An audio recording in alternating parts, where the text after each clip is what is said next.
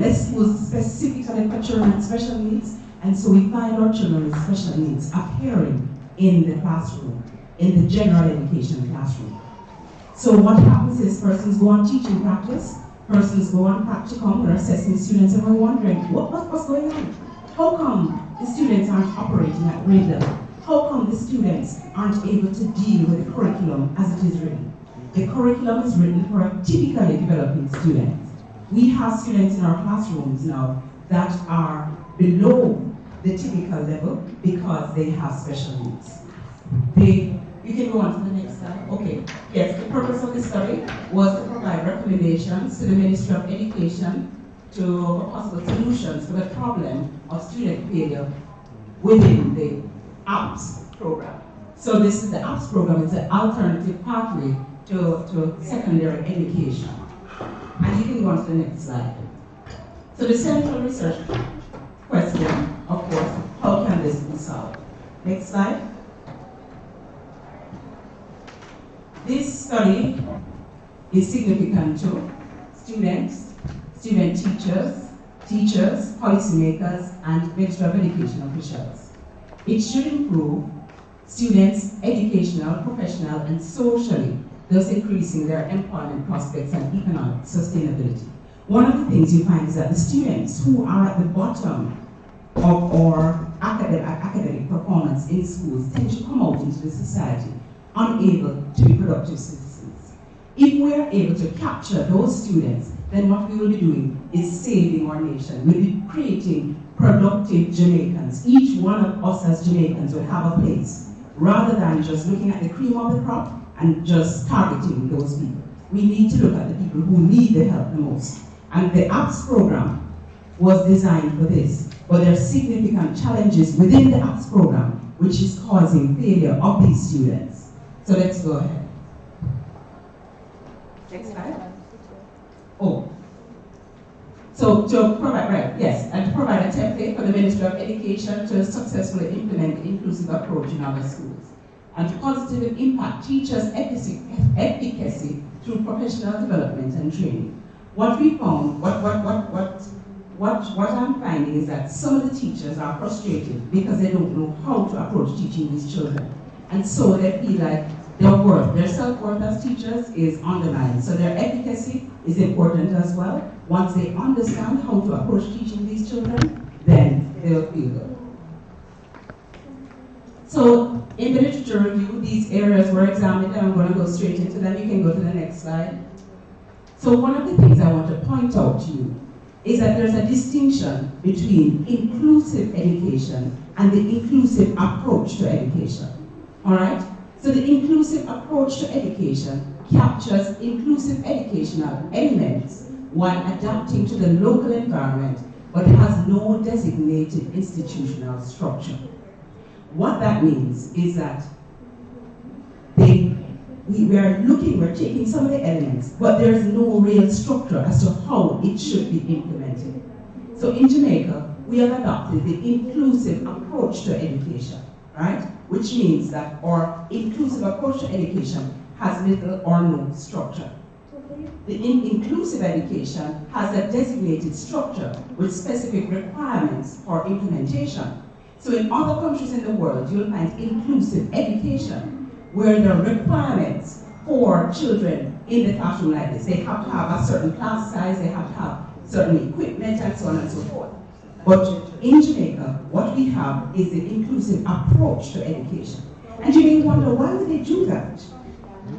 Well, what you find is that a lot of funding and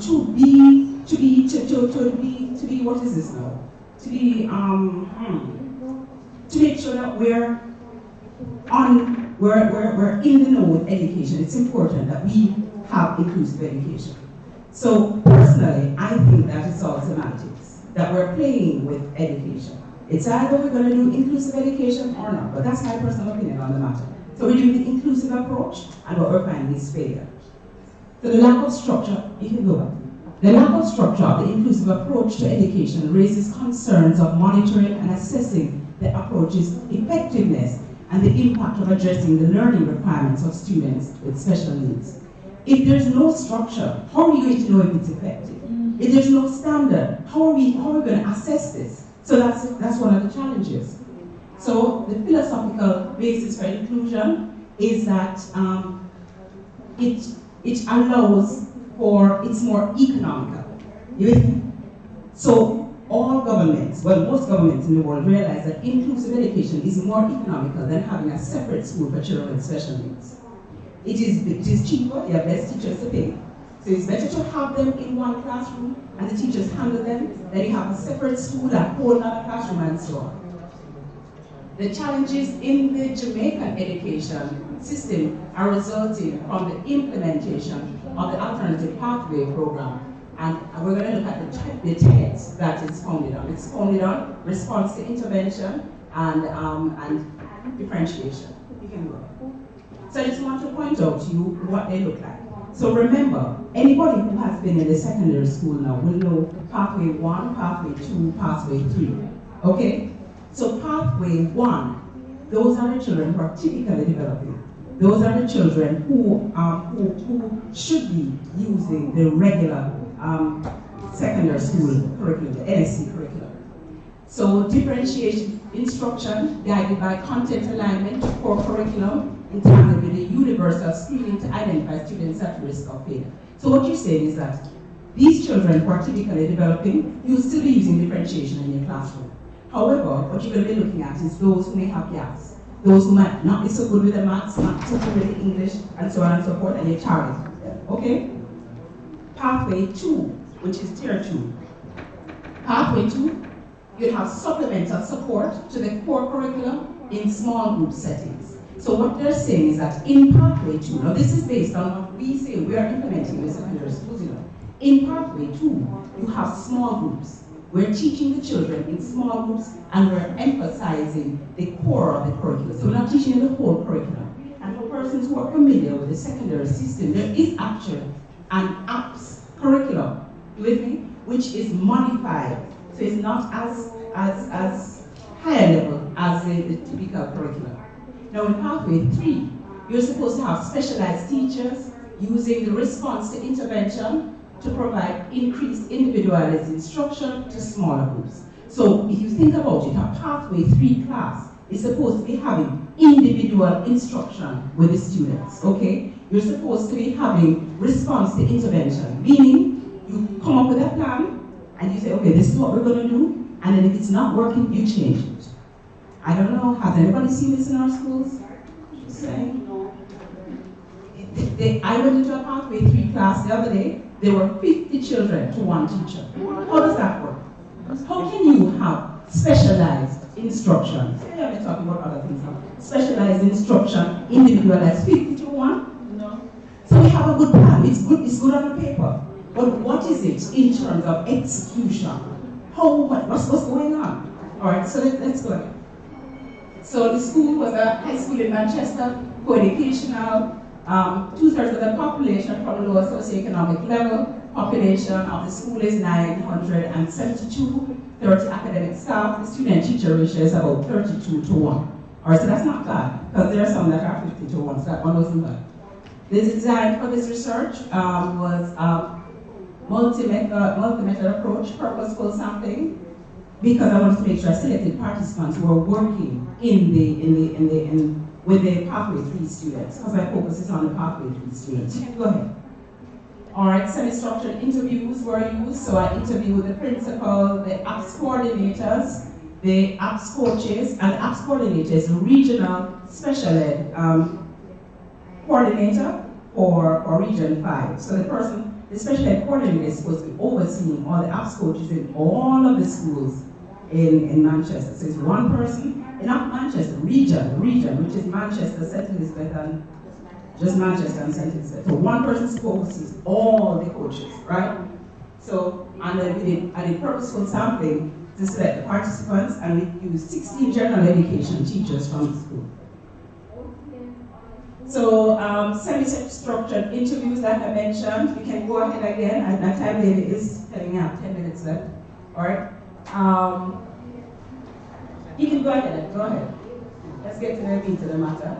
All right, so the findings. So The question was, how can the problem of student failure, the failure to achieve minimum proficiency levels in the alternative pathway to secondary education be solved? Now listen, I'm talking about minimum proficiency levels. I'm not talking about CXC. I'm not trying to get them to pass CXC. What I'm trying to get them to do is to be able to read and write, do a little maths. We're not talking about CXC, I'm talking about minimum literacy and numeracy. You have to understand that children in pathway 3 are children who are operating at the primer and pre-primer level. Kindergarten, people who don't know letters, who don't know numbers. You think? And it's 50 to 1 in the class. We need to do better educators. What we found was some of the challenges, some of the reasons for failure was parental education and involvement. A lot of the parents were not educated, didn't know about what was going on with their children, and they were not themselves educated, and they were not involved in the students, in the children's development at school. Teacher training, critical. Teachers are in the classroom who have no idea about special. They have no idea as to what they're dealing with or how to even begin to differentiate the lessons to make it relevant to the students.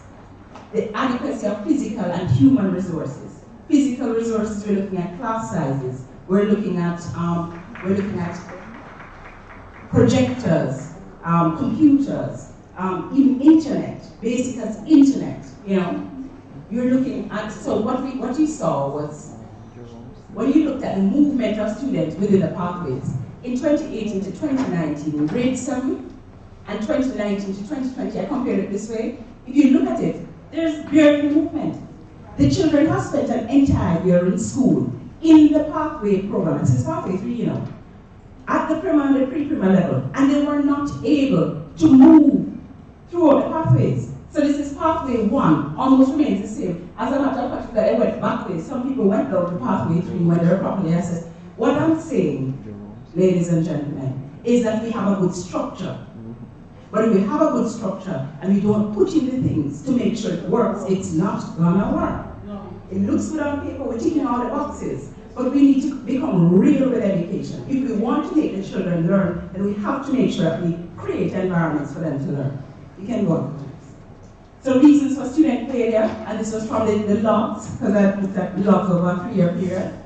Lack of resources, parental involvement, Ministry of Education, training, grade level. Why you see that so high was in the first year. What was happening was that was the first year that they implemented the APS program in this school, and so the children were placed in the wrong pathway. So by the time they sorted that out, it went down to normal. We can go to the next.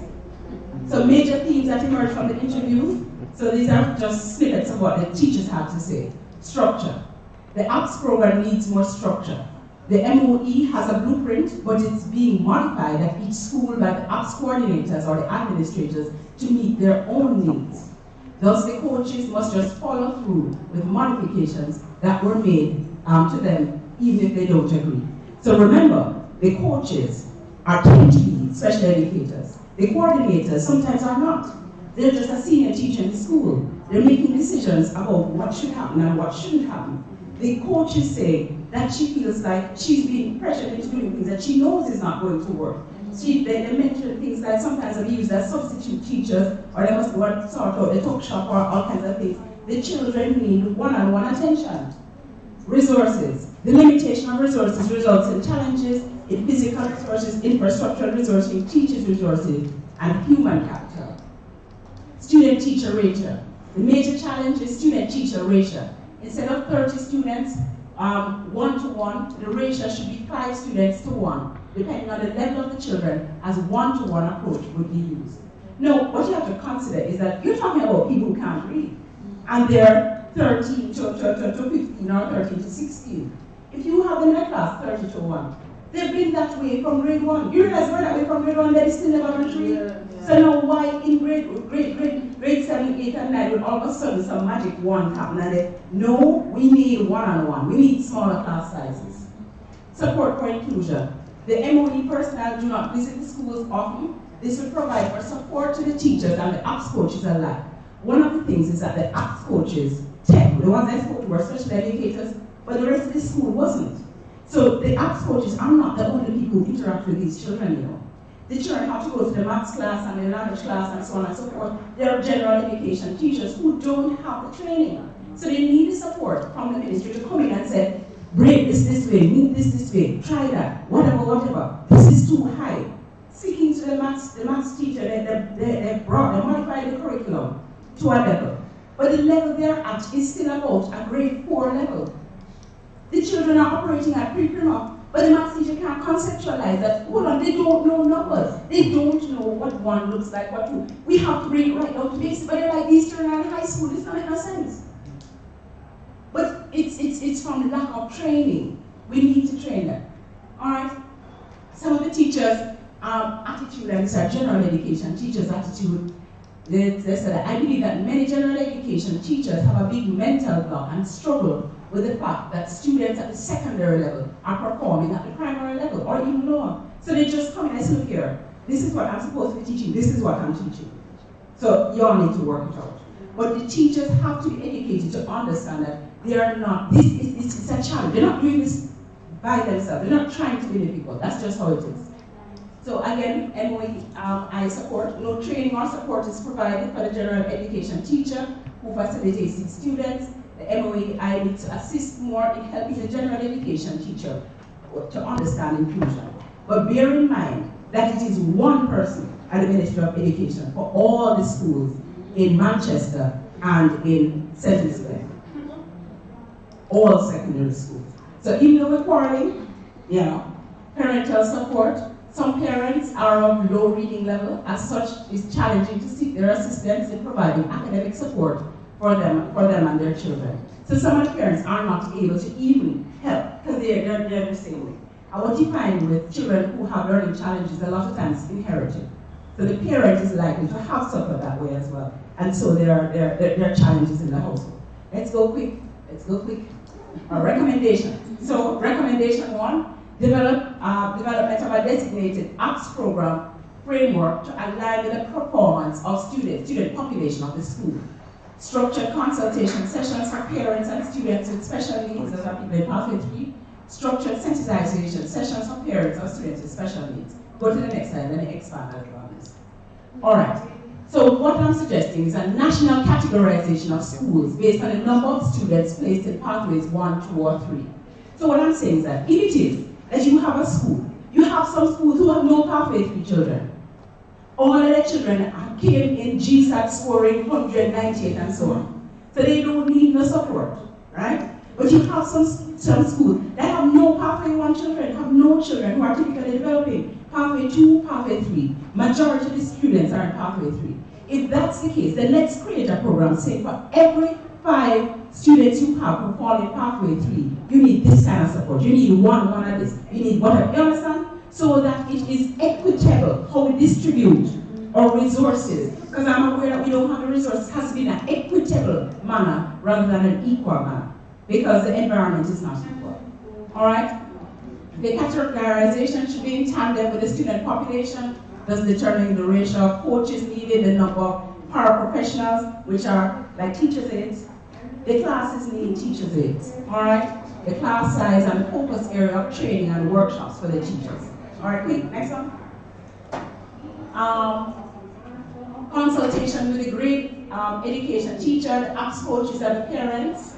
So this is an individualized structured sections.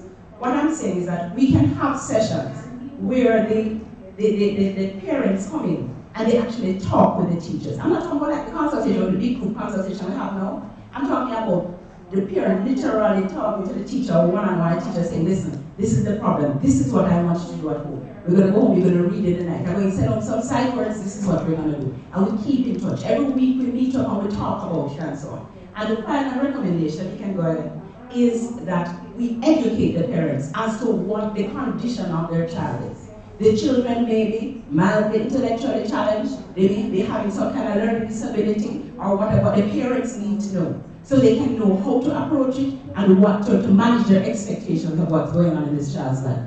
All right? And I think I'm going to stop here because I think she's about to time. Oh, yes, she's at time. All right, so that's it for me. Thank you for listening. Put your hands together. Awesome presentation. Indeed. And to share the space, and your next is important as the geographers. Alright, I wish you. Well done, well done. Alright, so we'll go with a few questions quickly, though we're short for time.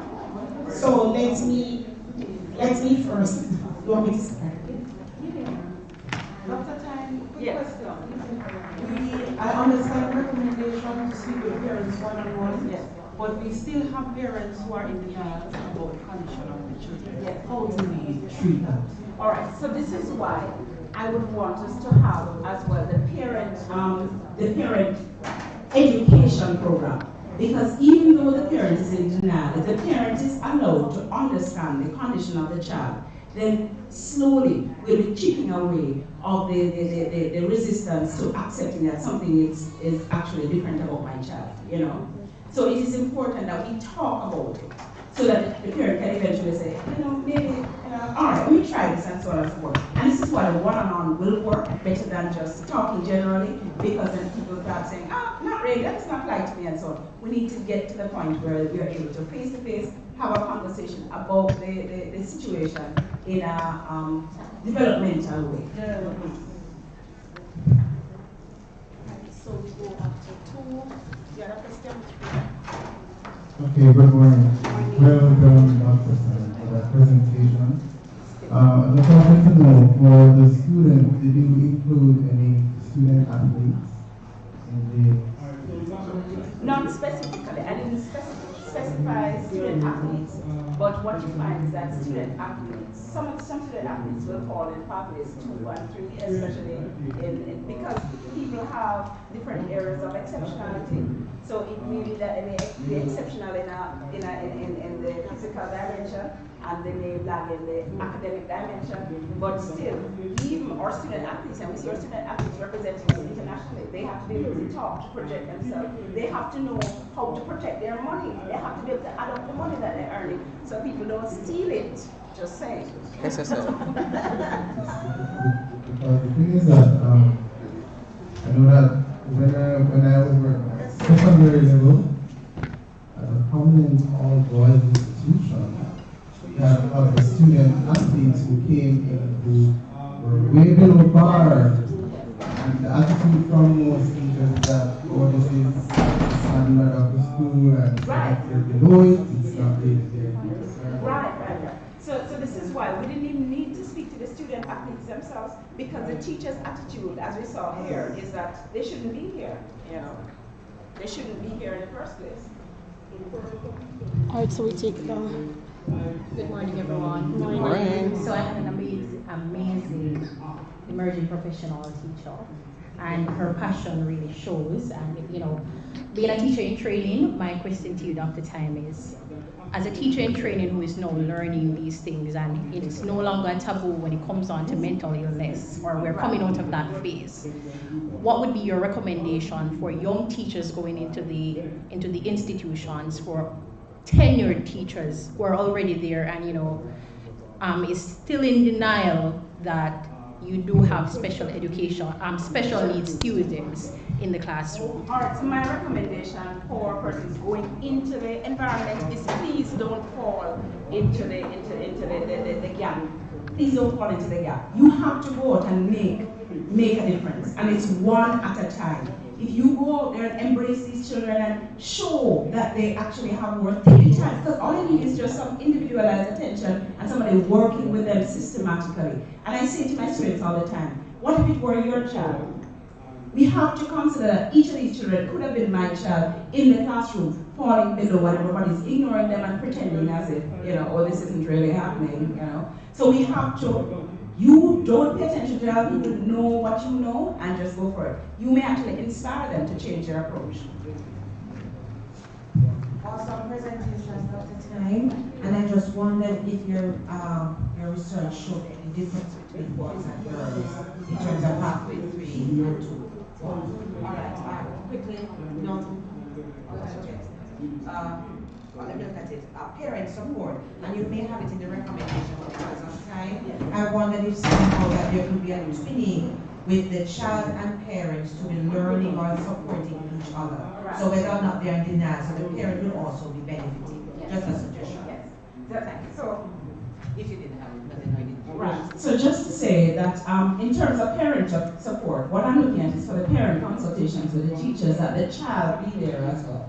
So it's so, and what happens is that the parents, as the parents learn, or because they support the child and vice versa. So what we want is the parents to begin to feel good about their children. A lot of times the children fail because the parents just give up on them. You know, so we want to show them that there's hope and we can, you know. And I didn't look at the demographic in terms of male, female, because we already know that in pathway to it's majority males.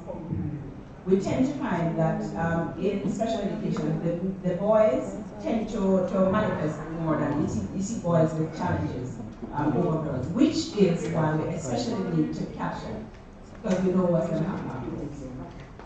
Thank you. Thank you, Dr. Tang. My little bit to it is that I think in terms of policy makers, the information I have shared, it would be good if the ministry could look from a policy perspective, because what I'm thinking, if we want to see a change, then things must be done differently. And so one question is, now that you're looking at the secondary school and what is happening, how or why is it that they would have managed to pass through primary school with all of the highly proficient assessment, those sort of things, reaching into the high schools and we're seeing this level of middle performance? So you're making me, so once again, I am big on politicking. We need to be serious about education, because from grade 1, we can see the students are failing. If you look in a grade 1 class, you'll realize that a third of the population is reading. Now, I don't know what we're thinking, you know, because if you look at the grade 1 book list, the teachers have a grade 1 book list, it has about 2 reading books on it. Do you know that the infant, the early childhood syllabus does not teach people how to read? So if early childhood doesn't teach people how to read, how can grade 1 have reading books on the book list? Where does a child learn to read? What tends to happen is that the teacher in grade 1 class will go in and say, okay, let's start reading. The assumption is that the children can read. What about the children from the environments where the parents can't read, or the parents are not academic and pushing them ahead? We have to make sure that from grade 1, the teachers stop everything and teach them how to read. Those who can read, differentiate it. Separate the class right away, move with those that way, the other ones, you teach them how to read. Yes. Just to morning everyone, just to also say that I believe that many of our teachers are not even teaching reading at all. Exactly. So before there was a discrete subject called phonics, or a discrete subject called spelling, and the spelling is being taught that here are 10 words, go home and study them and come back and just regurgitate the words. So there is no structured way of teaching reading, and I can say that when I go into the schools, I go into both primary and the secondary schools, and when I see the students, there's some children in grade 6 who still cannot write their names. Yes. They still are not able to write their names, and when you're talking to them, they can't even tell you their date of birth or where they live. And I asked a simple question one time, we are sitting at the school, and I said, what's the name of your school? And the child could not tell me the name of his school. So, when you're talking about large class sizes, it's not only in producing something on paper, right, but even in responding with verbal communication, or children are sometimes not able to do that. And it's not only primary, but some of the high school children are not able to do that either. Right. They're not. And this is after spending 6 years in an institution, 8 years, 10 years, nothing. Exactly. Flatline. We need to check ourselves. We need to check Flatline. All right, thank you, Dr. Tam. Please go. Gift time. Right? Because you've been a good girl and you have brought us good information. So, on behalf of the TCJ body, I just like to say thank you for sharing such invaluable information with us, and we look forward to hearing from you on the end product here. All right, and of course, we take one thing away from this presentation, which is to check ourselves. That's right. Excellent. Awesome. Thank you. All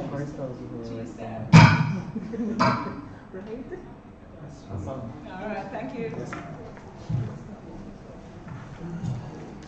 So we have been having some interesting discussions so far, and I want to thank you for being a wonderful audience. I saw Ardy earlier, but she has left. So unfortunately, my little activity, I was going to ask her to help me with the exercise session that she led yesterday in one of her presentations. She was out of breath. I can't do that. So I will just ask you to stand, if you may. Change your positions for a little. Get the blood flowing. All right, good. So we continue the discussion, and our sub-theme for today, for this session, is Reimaging Teaching Engineering. You can take your seat now. Our presenters are from Sam Sharp Teachers College, and we have with us Ms. Tracy Ann Pinnock and Josiah Lawrence Brown. And I'm going to be telling you a little bit more about the ladies now. Just give me a minute.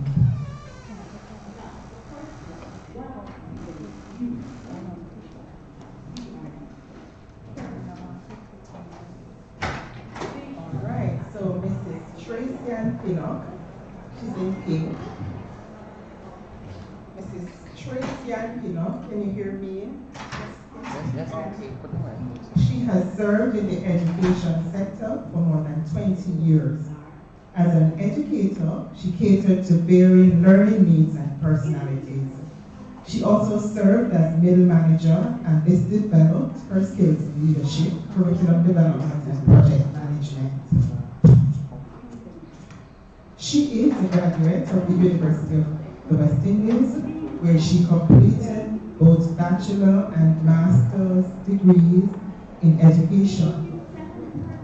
Mrs. Pinnock has also completed a leadership course of study with the National College of Educational Leadership. She's currently a doctoral candidate at the American College of Education. Mrs. Pinnock sees her current role as Center Manager for the Sam Sharp Diagnostic and Early Intervention Center as a direct call to servant leadership. This also complements her mission as an educational leader who is focused on transforming education and ultimately Jamaica in bite-sized pieces. All right, so we have just behind her Miss Josiah Lawrence Brown, and I'll just share her profile with you. And did I get the name correctly? It's Josiah. Right, great. So Mrs. Lawrence Brown has served in the education sector for nearly 5 years. She demonstrated mastery in her ability to deliver individualized instructions to students with special needs. She catered to students with varying special needs and honed her pedagogical skills. She also embraced the systematic, synthetic phonics approach to reading that, as evidenced by research, yields significant gains for students with special needs who struggle with reading. Consequently, she designed an instructional resource manual guided by its principles, which has provided effective remediation with up to 3 grade-level improvements in short periods. She is a graduate of Sam Sharp Teachers College, where she completed her bachelor's degree in special education with emphasis on mild to moderate disabilities, and is now currently pursuing her master's in the same discipline at the University of the West Indies. She currently works as an educational diagnostician and intervention strategist at Sam Sharp Diagnostic and Early Intervention Center.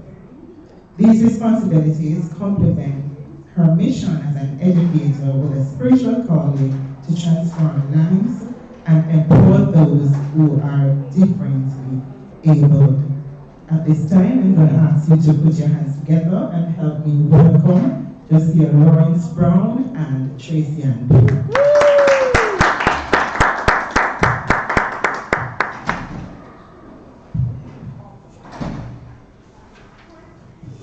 Good morning, everyone.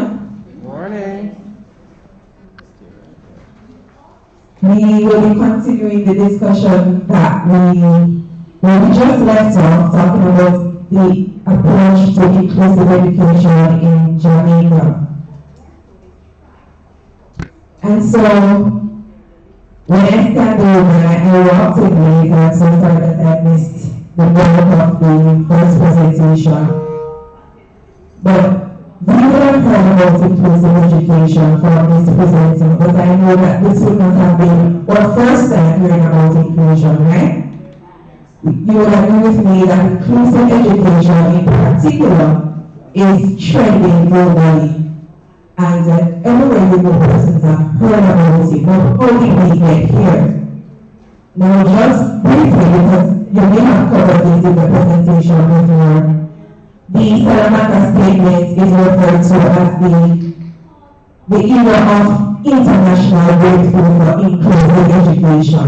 So this document, this commitment, was supposed to replace what we call special education, the inclusive education. Then we transitioned to the Dakar program in 2000, which further called for education for all. Now these two commitments so far call upon countries globally to do something about how children with special needs are being treated. And so, we saw the Convention on the Rights of Persons with Disabilities in 2007, and Jamaica is one such country that signed and ratified to carry out, to implement inclusive education to cater to the needs of children with disabilities. All these commitments have bearings on what we do in Jamaica, what is expected, our policy, the Disabilities Act. All of these lay the foundation for what is expected of us.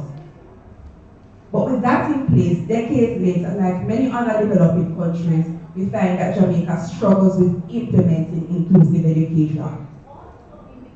At the Sanctuary Diagnostic and Early Intervention Center, where we work, we offer the service of psychoeducational assessment, and we find that majority, 86% of the children who come in for assessment, they are not enrolled in schools, or if they are enrolled in schools, the schools have sent them because they deem them unfit to function in that setting. So they are waiting on the assessment report to say that they need special education so they can be sent to another institution. So they will soon be out of school. And when the parents come to us, yes, they get to understand what is happening with the child. They are more aware of what next steps are, but where can they put the children? According to Dr. Michelle Pinnock, Director of Ministry of Education and Youth, Region 4, special needs awareness has increased in Jamaica. Yes, we know more, but much more needs to be done for institutions to become more inclusive. We look at the 2011 census data, which recorded disability prevalence at 3.3% for the population of 5 years and older. We also look at the latest available disability prevalence data for children 2 to 9 years, which was higher at 15%. And this is coming from the 2020 Global Education Monitoring Report. So UNESCO is monitoring Jamaica's response to the commitment that we have made that we're going to implement inclusive education.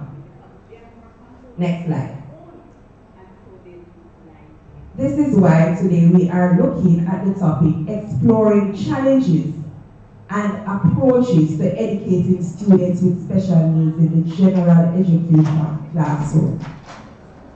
Because decades have passed and we know it is a struggle. We will just touch on the challenges. We want to zero in on the approaches that we can adopt so that you can live here. Someone can be here today with the desire and the know-how to see what others have done and to implement these approaches.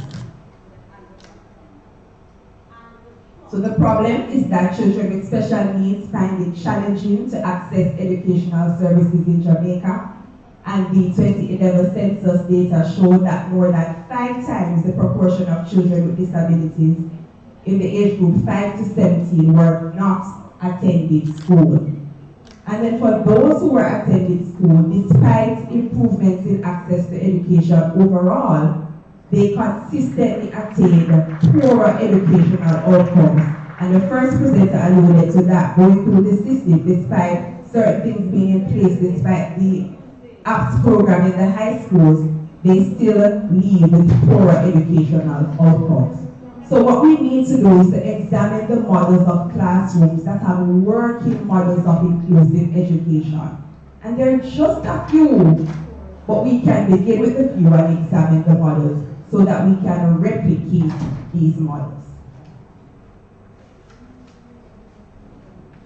So the purpose of our study was to examine the education situation of persons with disabilities in Jamaica by 1, identifying the challenges to inclusive education by those on the ground, and 2, to make appropriate recommendations, and then examine the approaches being used in the Jamaican classrooms to facilitate children with special needs in the general education setting. To do this, we used 3 research questions. 1, what are the challenges with accommodating children with special needs in the general education classroom? 2, what practices are employed by school principals or administrators to accommodate students with special needs in the general education school? And the final one, what approaches are employed by classroom teachers to accommodate children with special needs in the general education classroom?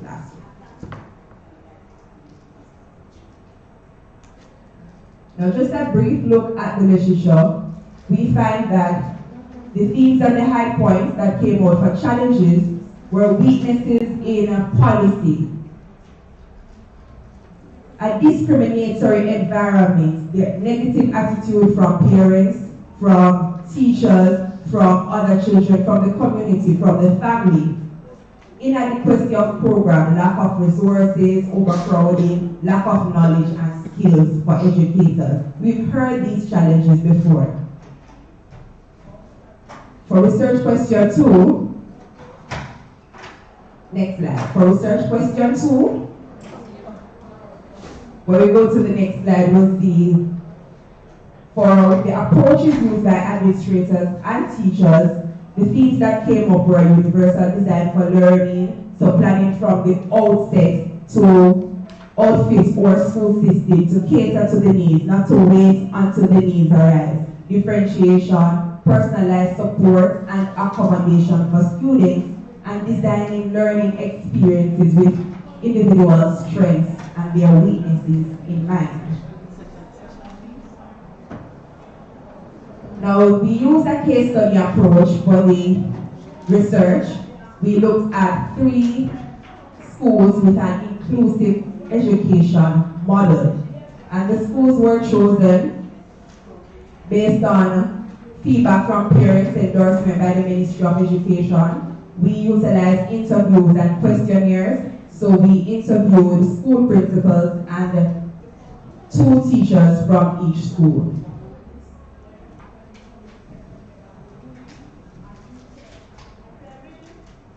You may continue. Of course, we considered ethical considerations, and so the institutions will remain anonymous, and we went through the procedure of explaining to them the nature of the research and seeking their consent. And so now I will turn over to Mrs. Tracy and Pinnock, who will bring you through the findings of our research. Thank you, Mrs. Lawrence Brown. All right, so the findings. What we tried to find out, the reasons for, all right, let me just rewind a bit. The first presenter, her emphasis was on the high school level, so students in high school but underperforming. We are looking from the early childhood to the primary level, where students are not even enrolled in school at all because of their special needs, right? And why is it that they are not enrolled in schools? The first research question asked about the challenges that the principals are having why is it that they find it difficult to enroll these children. And the response, the themes that came up, inadequate resources, they do not think they have the teachers, the space, the clinicians, whatever is needed, they don't have it to accommodate them. And they also, another theme is negative attitude. Principals just cannot be bothered. This is going to cause a dip in the performance rate of the students, the average, so it's going to, thank you, 10 minutes. So they have a negative attitude and it's too much work, just can't be bothered. All right, so let's go to the next slide. So for the other research question, then this speaks to what is it that some principals are doing that cause it to work, cause them to be able to take in students with these special needs. They have ongoing professional development. They implement policies that cause the children to feel secure and policies that direct the teachers' teaching. So these are some of the things that they do. And just to say, when we talk about children with special needs who are not in school, just to clarify, some of them, it's more than just not learning. Because the special needs, some of them, they are being taught, but they are not learning because they really do not have the cognitive and academic functioning to function at that level. But there are some that have even more severe challenges, like severe autism, severe intellectual disability. So these are some of the things that the principals who accommodate them, they have been doing, all right? Then they also have the staffing. They ensure that they have the staffing in place. They have to make physical adjustments to their schools, and they focus on school climate as well. So they have to, increase awareness about special needs and funding. They seek funding to carry out some of the projects that they want to do.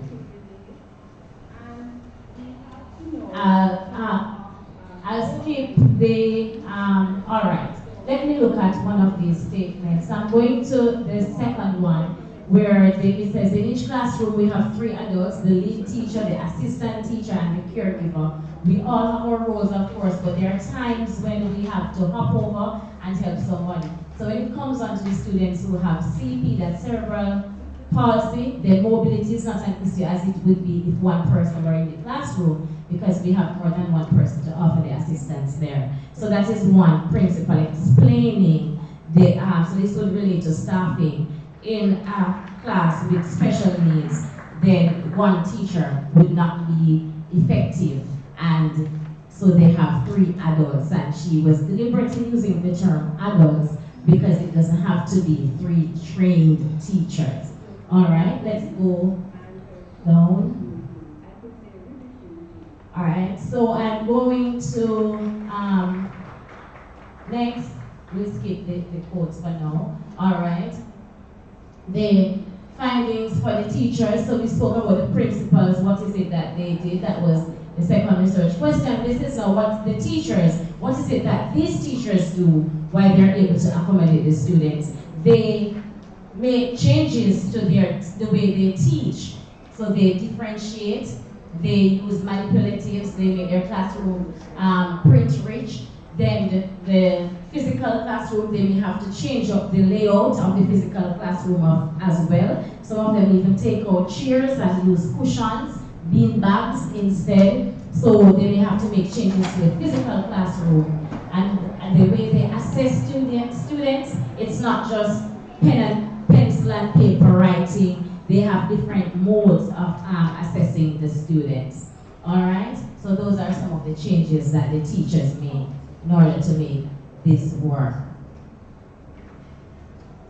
Now, going into the discussion of findings, but before we actually talk about that, this was mentioned before, but just to say that there is some form of support from the national level. So teachers and principals are not in a vacuum in trying to implement accommodations for children with special needs. They are supported by special education education units. They have special education coordinators. There is an effort, the government has been making up an effort to reduce class size. These are some of the things. And they have the Disabilities Act, the Education Act, which these two acts speak specifically to making accommodations for children with special needs. All right, and as the first presenter spoke earlier today, Alternative Pathway to Secondary Education Program, this is another attempt to cater to children with special needs. So there is some support. So from the overarching look of it, there is some support. So we are looking at what is it that the principals can do at their level. All right, next.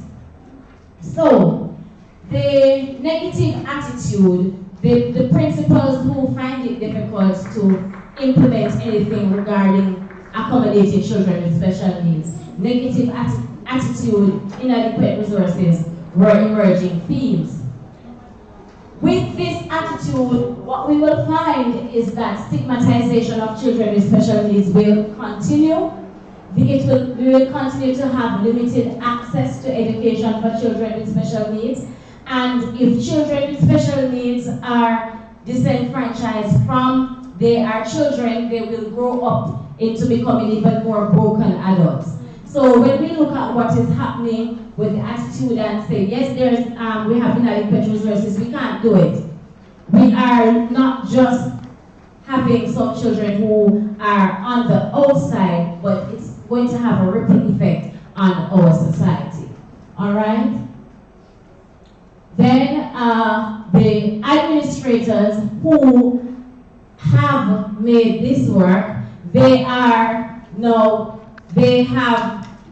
put in place structures to equip their teachers. One of the administrators who I spoke to, none of the teachers in her institution are special educators. But she has accessed different forms of training for these teachers, and they're doing well based on appraisal and parents' feedback. Now, those who put the structure in place, they put the training, they come up with the necessary training. Do not wait on the government or teacher training institution to say we are doing the training. They source support for non-academic challenges. They create the environment, implement policies that create a positive environment, reduces or eliminates the stigma for children with special needs, and that also allows children to feel better about themselves. It reduces disciplinary challenges and make teaching and learning even more effective. All right? So then,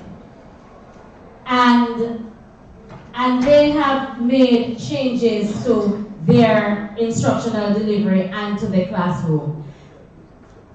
And with doing so, and as I said, these are supported by policies at the national level. So these are changes to the curriculum that can be made. These are changes to assessment that can be made. Because even though they are implemented at that level, they are supported by laws and policies in government. All right?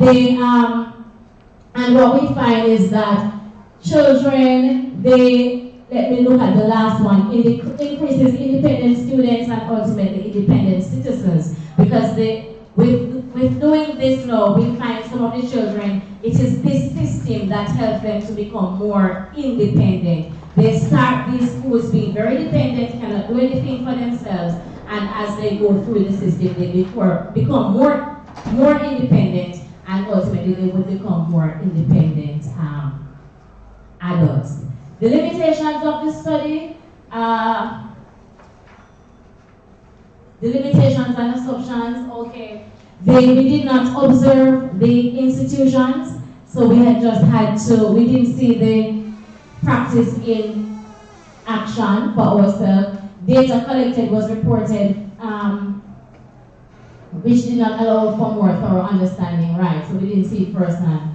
And we assumed that all the respondents were honest and that the accommodations made are in keeping with those approved by the Ministry of Education and Youth. From this now, we're recommending that you may have infrastructural changes. Some schools, in order to accommodate the children with special needs, they may need to make changes to the infrastructure. And this, when we hear changes to infrastructure, we may think, oh, they don't have any money to do that. But simple things like just having cement and some building out some of the steps, making them into ramps, widening a doorway, making it more wheelchair friendly, right? So those are some, putting in disabled parking lot marked for persons should somebody come here, putting up signs.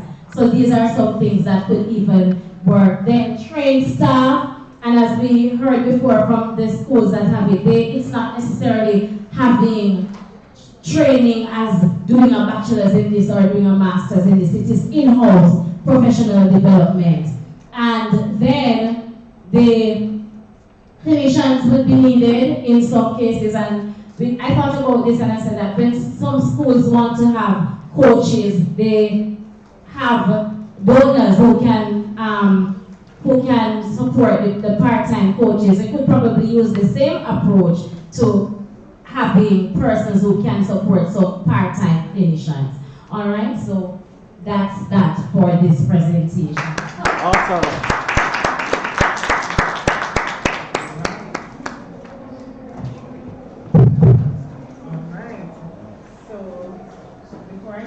The ladies, I just want to remind you to fill out the forms, the online forms.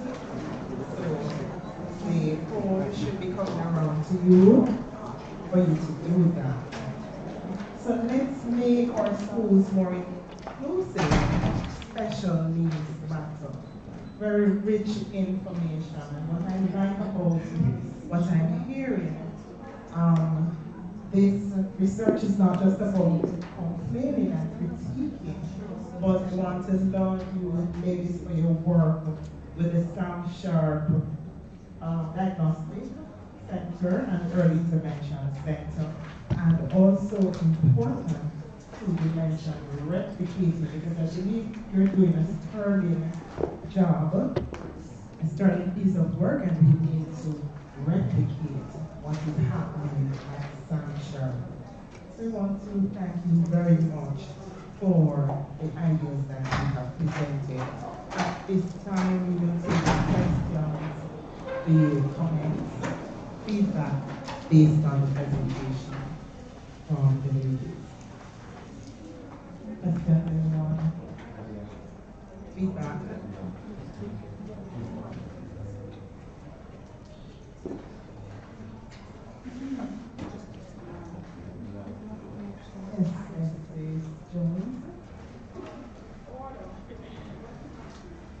Good morning. A part of your presentation focused quite a bit on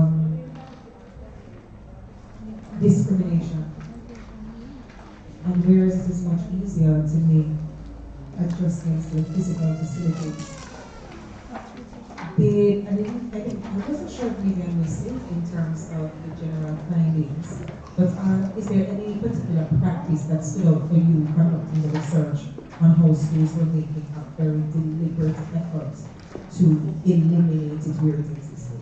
It's always easy to start from scratch, but when you want them in the school, what were they doing to help to change those kinds of things?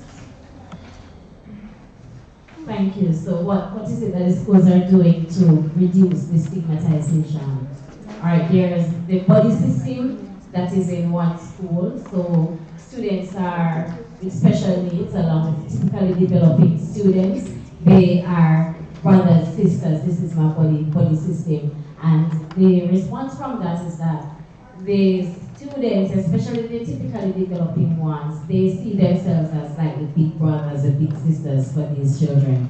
There is a no bullying policy that they make it very clear. No bullying is not just about bullying typically developing children, but no name calling, no segregation. So they have the no bullying policy. There is the in one school, two schools, they deliberately use like Auntie Tracy as the teacher title rather than Mrs. Pinot because they want to foster the family setting.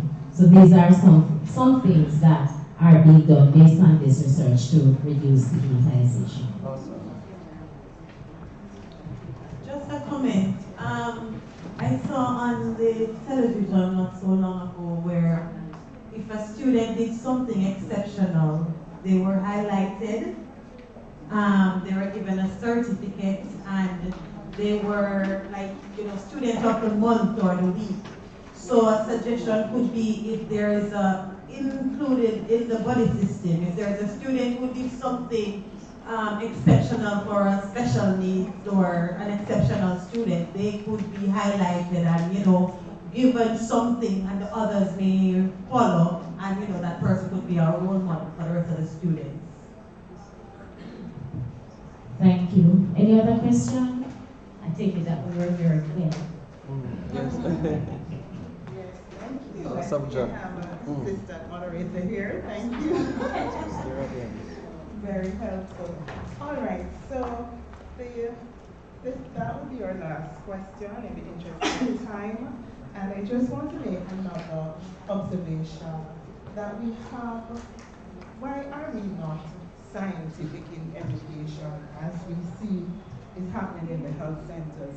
So work is done in the health centers and information is sent to the Ministry of Education and they act on this information.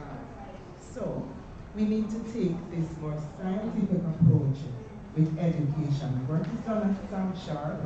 This information needs to get to the Ministry of Education and have some impact so that we can replicate as you suggested. So we have, we need to lobby for a system like this. Last comment. I don't know what I've raised that issue. That's the last comment. I'm listening to what you said, sent to the ministry, and I'm saying also sent to the other colleges, because we don't all have these special education centers. And so if Sam Sharp found something that could be helpful to definitely, although we don't have one, so we could be using or getting some ideas as to what it is that we need to do. Then don't let it go all the way to the ministry and come back to us. But we could be looking at things and changing some of our infrastructure. Yeah. Right, yes. And so we inform from where we sit. What you're saying basically, we inform our colleagues, we collaborate, and then we inform the policy. Wonderful.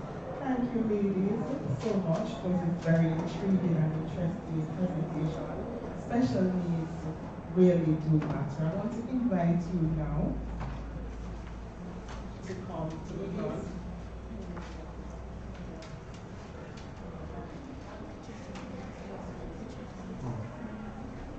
So on behalf of the teachers' colleges and the organizers of this professional development conference, I want to thank you for being so instructive, for sharing with us the ideas, and we do hope that you will continue to share and that these ideas will be replicated in the colleges as we advance special needs, very, very critical issue in today's life. So thank you very much.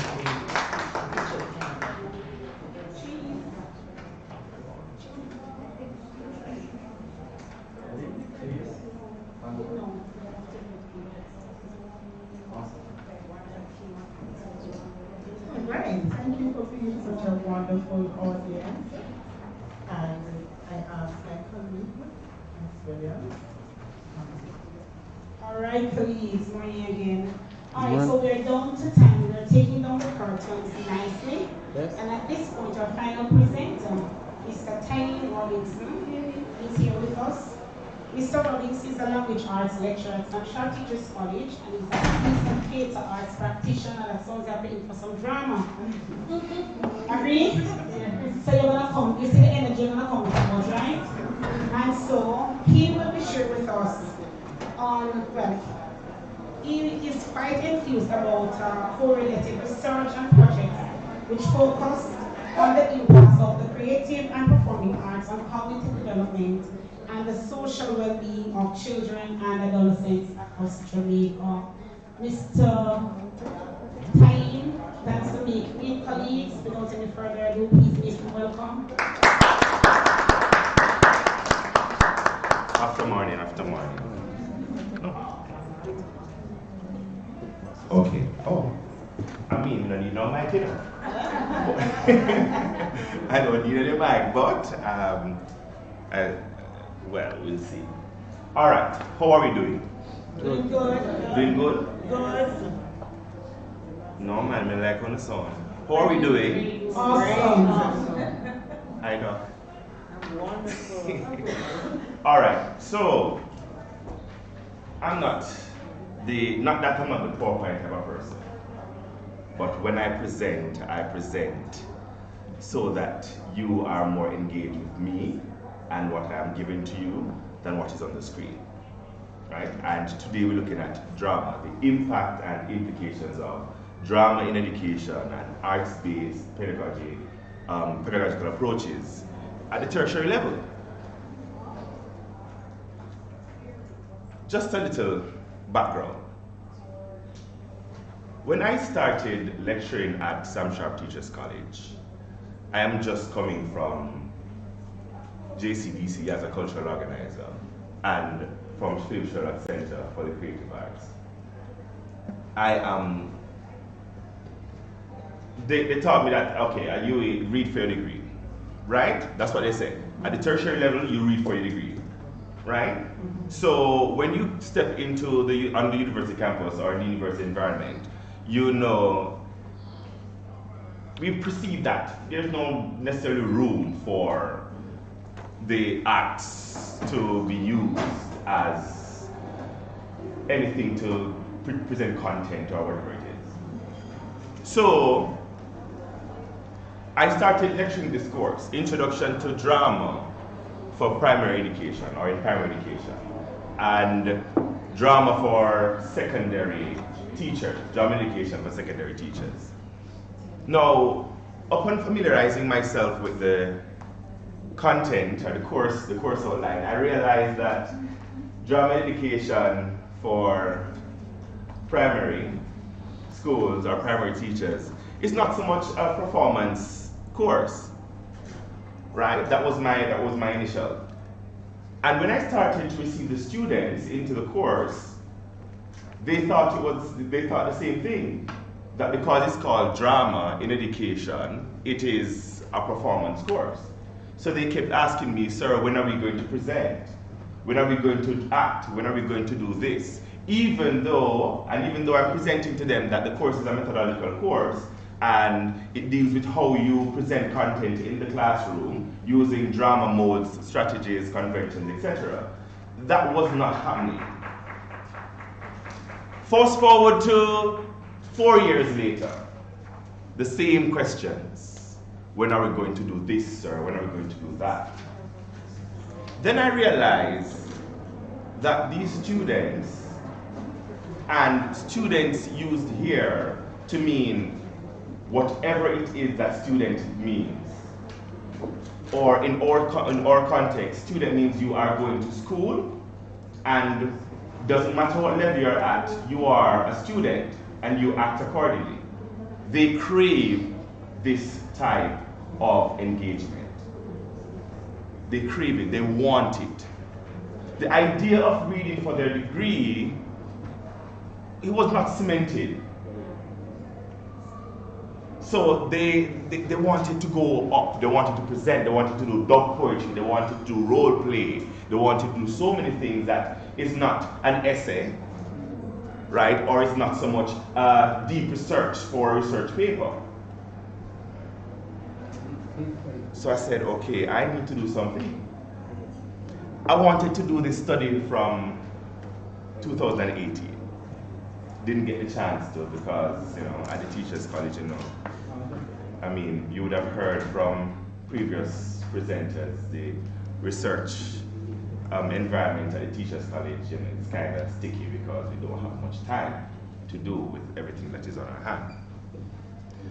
So I said I'm going to do something. I need to do something because it seemed like they really want to present and do all these things. Someone said, how is it that this drama in education or arts-based approaches impact the students' performances?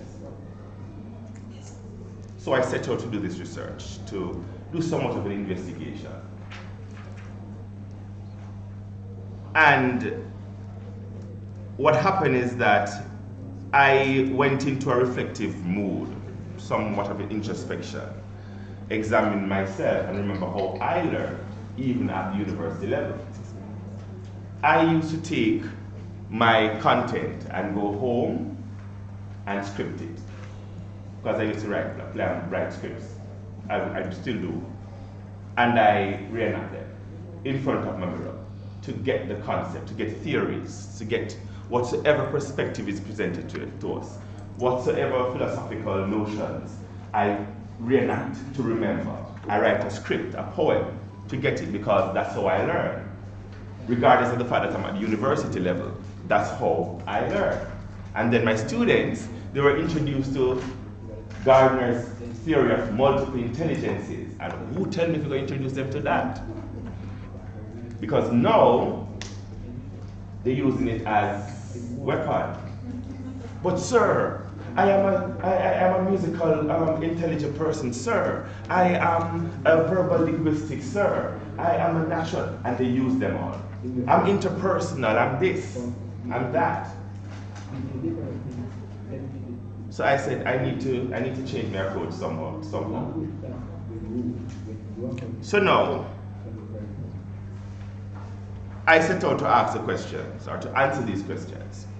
How important is drama in education or drama or arts-based approaches or arts to the students at the tertiary level? Why should drama in education and arts-based approaches be employed at in the tertiary classroom, right? And how has the integration of drama in education and arts-based approaches in program-specific or general education courses impacted student teachers' academic or holistic performance? So I said that, okay, this is my interest, but are there any literature out there to support this study that I want to do? And I realized that several theories are out there, or several studies are out there. But let us have an understanding of what drama education is and what arts-based approaches are. So drama education refers to a teaching or learning approach that incorporates theoretical and dramatic techniques into educational context, right? Students are engaged in critical thinking and social emotional learning. Drama education aims to develop students' creativity, communication skills, empathy, and understanding of social issues through participatory and collaborative activities that involve role-playing, improvisation, storytelling, and a whole bag of other performances. Arts-based, that looks at, well, broad educational strategy that use artistic practices.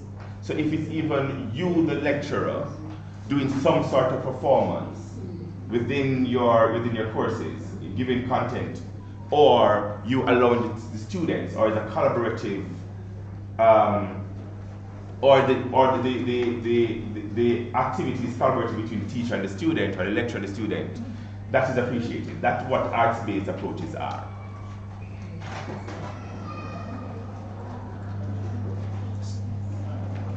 And the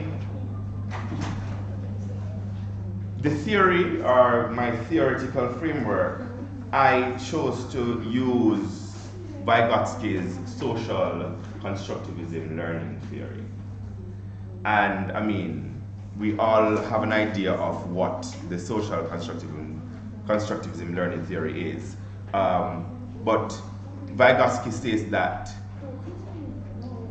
at its core, social collaboration and social interaction, that's what it is. The theory highlights the nature of learning in collaborative and the interaction among people with cultural and societal features. That is primary. The reliance on each other in the educational space helps students to learn. And this is where students use their experiences and knowledge and interact with each other.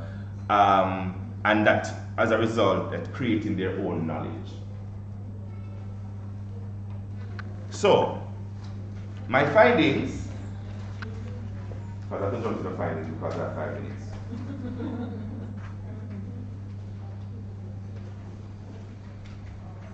The students, they say drama is important to them because it helps them with self-expression, confidence and creativity, active engagement, importance of learning diversity, and these are themes from the focus group that was done, and also the open-ended questions that I used in my questionnaire. Fun and memorability, creative teaching, alternative teaching methods, understanding of children, role play and expression, adapting to new technologies, perspective and deeper understanding, engage in learning, innovative teaching. When they think of drama in education, that's what comes to mind.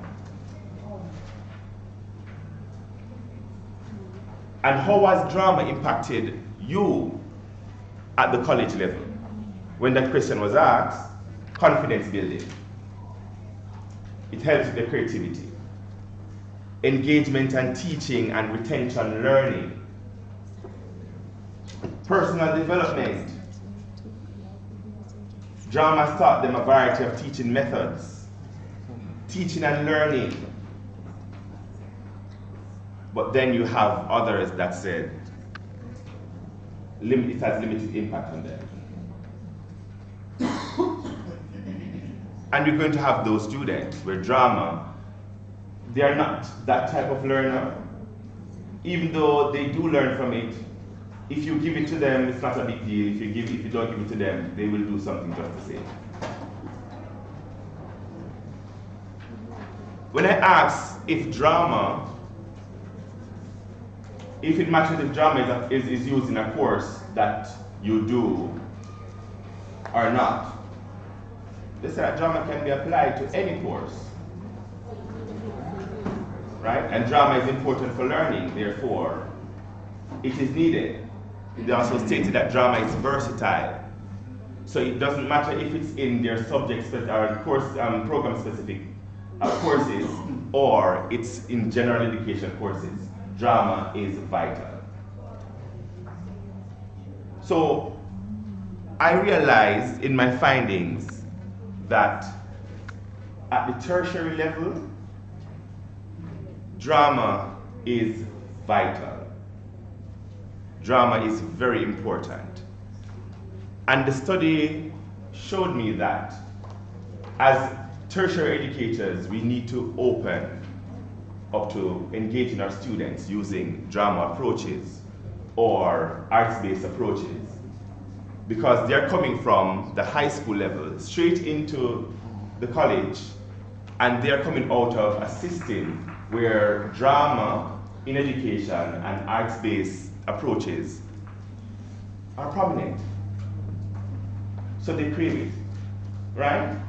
So I'm encouraging, and these are my recommendations, as lecturers, we at least attempt to use some arts-based approaches or drama in education. And the strategies are out there. They're out there and we can use them. And when we are at Board of Studies, when we are looking at our coursework assessment, instead of a long list of essays and other writing, we see how well we can incorporate drama in education or arts-based approaches in their assessment. Right? Well, my time is up. I wish I had more time to give you some more information, but that's it. I thank you so much for listening in, and I hope that we go back and we utilize as much drama in education and arts-based approaches as possible. Over here I have some assessment pieces from my students. They created video presentations of a reimagined fairy tale, right? And they wrote their own book for their Jamaican educational space at the primary level. And so if you want, you can have a look at them afterwards. Thank you so much.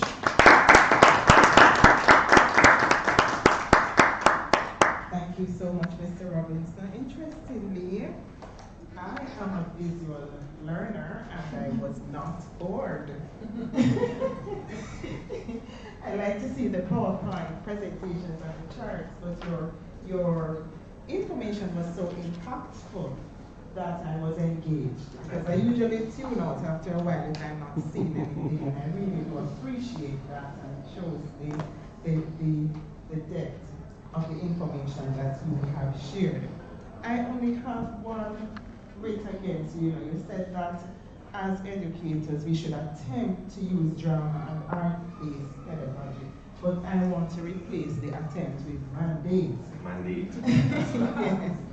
And we're training teachers for we're training teachers to teach teenagers, and we know how engaged they are with the technology. So if it is boring, they're not going to be paying attention.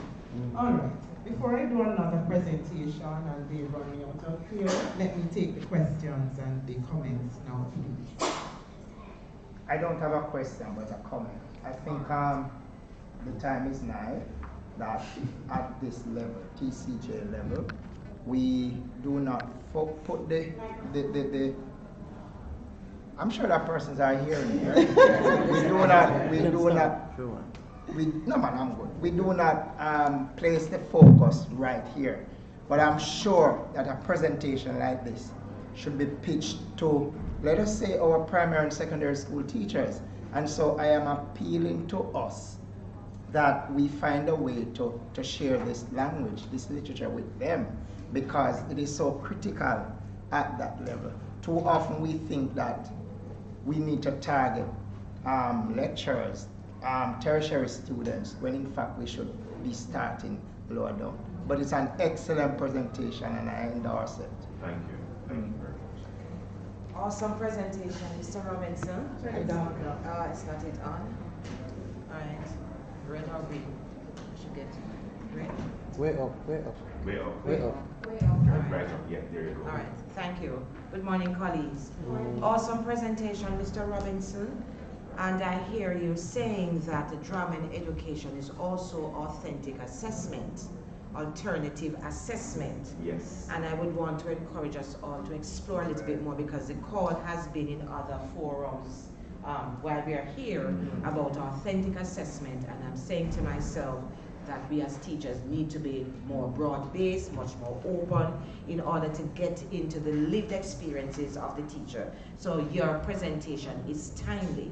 What I would want to ask, and I don't think you have done that yet, maybe to do a follow-up to see the students' willingness to really explore when they get out on teaching practice, when they get out in the wider world, to actually practice that which they have been taught. Yes. Because I also teach that part of it too, but I noticed that in class and maybe from micro teaching, because you insist, but when they get out there, they are not as comfortable for many reasons. And they will point out sometimes that they don't have the personality, and I said not so much the personality, is the belief itself. So I thank you so much, and we're looking forward for the extension of your work. Yes, the good thing is that Doc, I have a student who did the course, and she's at fourth year, and trust me, she always approached me about it. Yes. So you mentioned that that in college teachers in training, we know that it's a methodology course, but would you recommend that TCJ put another part in that course where we actually get to do these things like act out and stuff like that, so that we're more prepared when we go in the classroom and comfortable enough to do that for our students or have our students do as such? Absolutely. Absolutely. Yes. Yes. Yes. The truth of the matter is, and I'm just going to speak from the perspective of a high school principal, my colleague here, principal at the primary school level. I'm trusting you. Need to hear you on this side. Nobody needs to give you permission to teach your class the way you want to teach it. Right. Nobody. A lot of things you will do because of who you are and where your convictions are. But teach your class because it's yours. When they don't want you there, they either fire you or you find somewhere else to go. But for as long as you're at the front of that room, you command that stage and you teach your class and you engage your children. Do not ask permission to be authentic in the area of your content and your passion. So that is the reality of it. The truth though is my best teachers are the best storytellers. Those are the ones who use the classroom like their stage and they know how to use words like paintbrushes to paint pictures on the mind and the heart of the children. They know how to use their whole body and modulate their voice for not just clarity but impact. They know how to use words to anchor content on emotion. Right. Storytelling is the core of great teaching. Amen. And our culture. Thanks. So we don't need nobody to give us no permission to go do. What you have gotten is a seed that you have to germinate in your classroom, and that's what college is for. Everything else is experience and passion. We can't give you everything there, but what you have, trust me, is enough if you want to make it into more. So go teach. And it's good, and that's why it's studied, because it's good that, especially tertiary lecturers, they know that this is the aim, this is the objective, to cultivate that type of teaching culture, and allow the students, unearth it out of the students to do it when they go into the classroom. Yeah. It does, it does, it does. Put themselves together. When my teachers of science, we're allowed to put class feels different. Even if they're teaching in the classroom. Because it's a costume. It's a costume. When I pull my hair up to the top of my head, I'm allowed standing up versus when I pull it back or when I wrap my head. Because I take the weakest performing students all the time and I teach them science. So I'm going down back over the teeth, because I teach about teeth, you have to brush your teeth, you have to ugly. Right. So the engagement activity comes from the theater of it, because I'm competing with TikTok that changes all the time, and their attention span is no longer than max 3 minutes. That's right. So it's exciting, but we are there going to show us out of it. Yeah. All right, so we take one last question. No, it is not a question, more like a comment, as it relates to the teachers' colleges. I have never seen a student, I'm a lover of drama, and I have never seen a student come to my school on teaching practice that was assessed in a drama class. It's always a math or an English or a science or a social studies lesson. I've never seen a music lesson being assessed. I've never seen a drama lesson being assessed.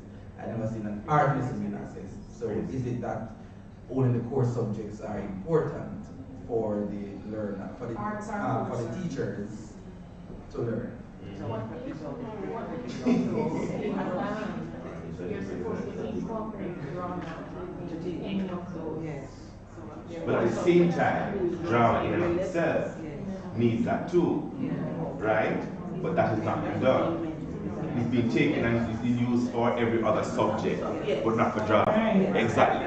Yes, that's what it is. That the drama that we are doing at the college level is a methodology. Right. It's not teaching it as a subject. The methodology is different. I just want to make that. So colleagues, I know you want to take the floor. I can see too much enthusiasm, but all you things must come to an end. Before you leave, please just allow me just to close and closing. Sure. All right, colleagues. Madam Principal, I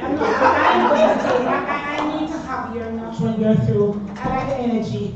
Colleagues, all good things must come to an end. It has been quite a pleasure being with all of you today. I find it such honor to be among such accomplished individuals, persons with the buzz.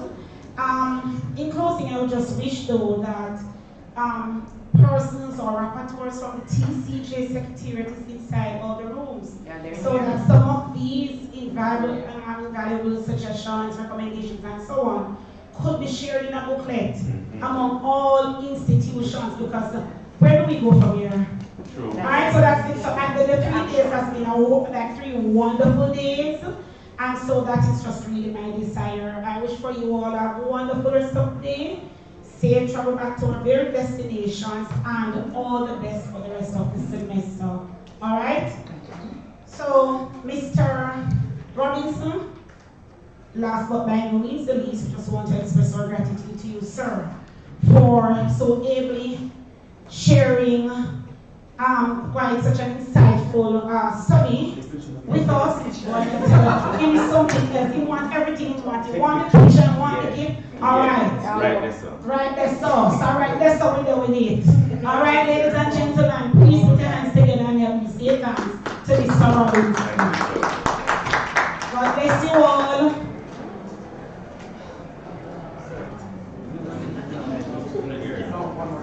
Oh, just on your way, guys, can you please scan so you can share your in the evaluation this hour. It is here. This has the bar scan here. It's a scan. On your way out, kindly participate in the evaluation. Just scan and go. Scan and go, scan and go. Or you can take a regular like a sheet to do the evaluation. Okay,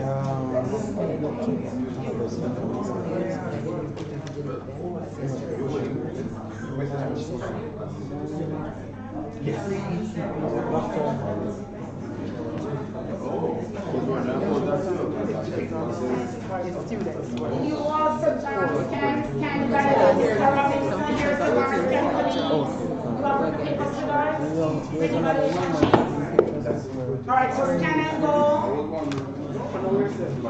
I think there was open here. Oh, so they're all invited to the final session. That big session that will be final session, scan and go.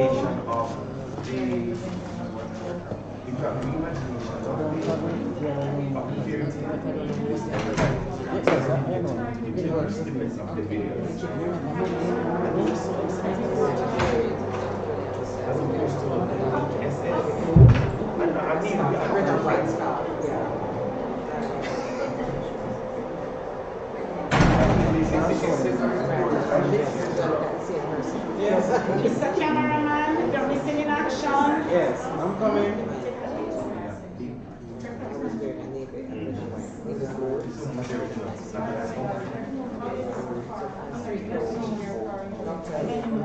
You know, when I'm young, you know, I'm saying, Okay.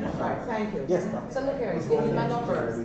What do I do? What do you want? You want email or you want? Let's write it down on a piece. What do I give you? Email address and Just an email address. Okay. Yes, ma'am.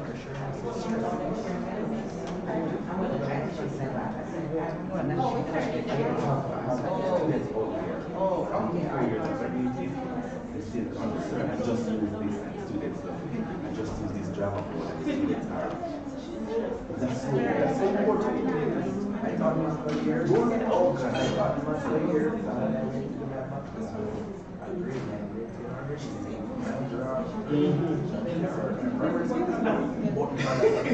Exactly. When that's important, the understanding, you leaving the space, leaving the classroom with the knowledge that you set out for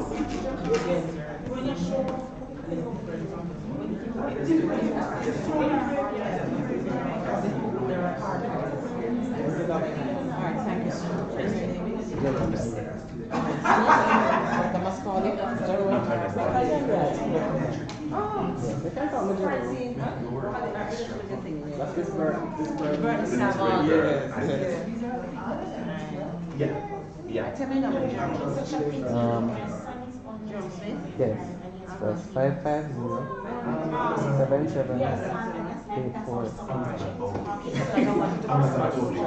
Okay.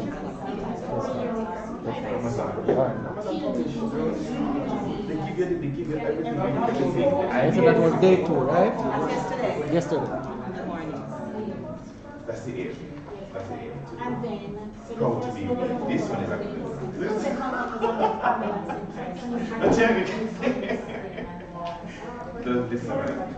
You know what I really would like to take a church here? And these are hard from I bring these back here. Okay, miss. I had the